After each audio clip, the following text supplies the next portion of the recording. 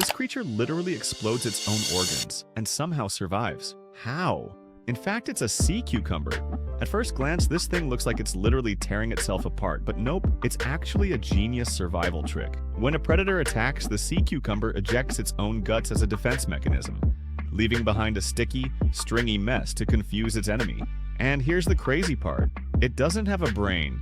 So in fact, the sea cucumber can't feel pain and just regrows everything in a few weeks. Like nothing ever happened. If humans could do that, imagine the possibilities. Would you want this superpower? Hahaha.